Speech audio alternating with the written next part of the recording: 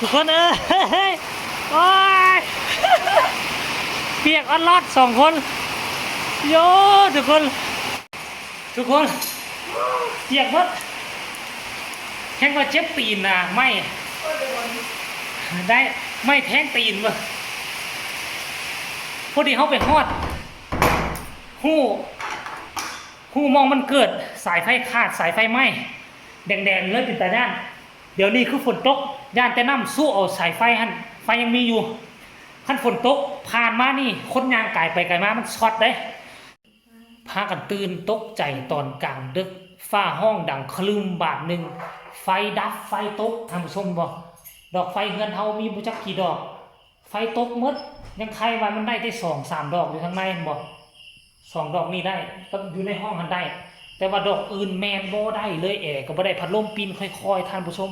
เดี๋ยวพวกเขาจะออกจากเฮือนแล้วไปเบิ่งว่าสาเหตุที่ไฟดับครั้งนี้มันเป็นย้อนหยังเขาจะไปถามหมู่ครูอยู่เฮือนหลังอื่นแน่เดี๋ยวไปออกจากเฮือนกลางดึกเลยไปหาสาเหตุตัวทั้งนี้บ่ได้เกี่ยวกับไฟฟ้าเด้ออันนี้แม่นไฟโซล่าเซลล์ของพวกเราไฟโซล่าเซลล์นั่นเองเนาะไฟโซล่าเซลล์เดี๋ยวพวกเขาจะไปลองเบิ่งดูไปตามเบิ่งดูอยู่เขตนี้แม่นฝนตกฟ้าห้องหน่อยนึงบ่ได้นะไฟดับไฟขาดแล้วไฟมักช็อต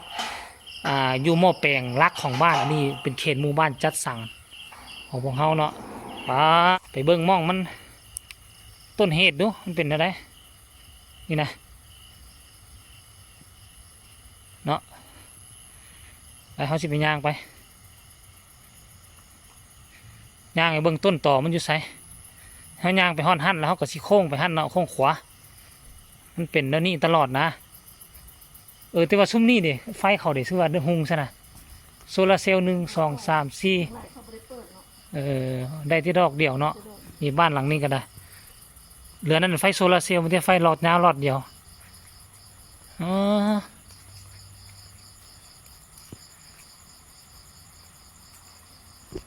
ขาโค้งเอาคุณยางไม่มีเลยบอกเอาวนช็อตกันอยู่หั่นแล้วบ่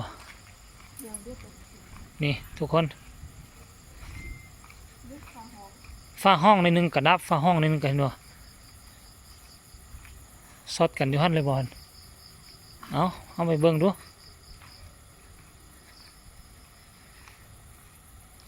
หม้อแปลงตัวนี้ได้ยินว่าใส่สายไฟน้อยโพดเวลาที่ฝนตกฟ้าห้องอย่างกับบ่ได้ทานผู้ชมมันไฟ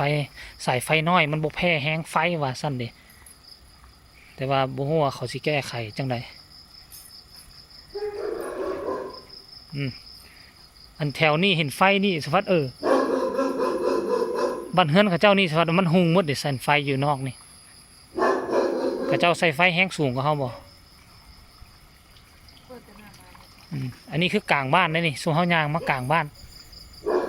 เฮือนหลังนี้ทั้งในก็คือหุงซะนะแบบว่าหุงเฮือนละดอก2 ดอกนะท่านผู้ชมหุงเฮือนละดอก2 ดอกเฮือนใดที่เห็นไฟหุงหลายๆหั่นแล้วก็จะแม่นไฟอันนั้นไฟโซล่าเซลล์เด้อนี่เบิ่งทางหน้าพุ่นกับคนกำลังจุ่มกันล้มกันอยู่พุ่นน่ะจุ่มหัวกันอยู่พุ่นล่ะเนาะ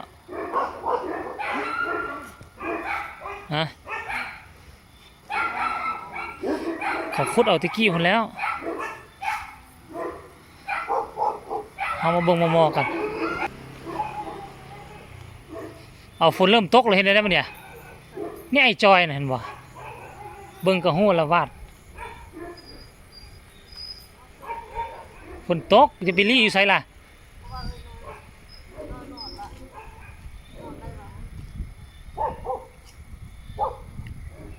เอาฝนตกสำนาเลยเนี่ยออกมาพี่ไหมนี่ไปอยู่มอฮันนี่ว่าสายไฟน่ะอ้าวล่ะทุกคน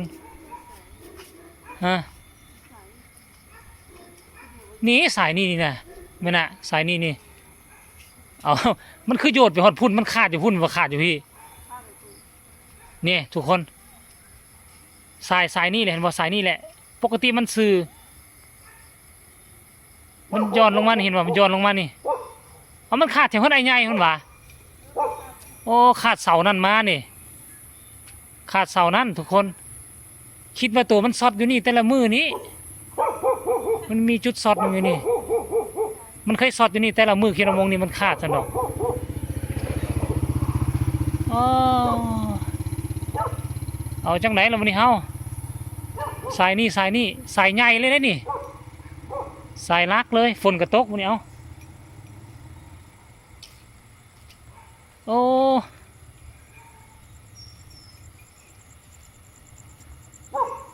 เอาแล้วบาทนี่ทุกคนเลย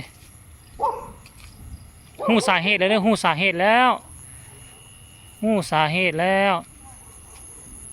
มันยังมีไฟอยู่วะเอายังมีไฟได้มันน่ะ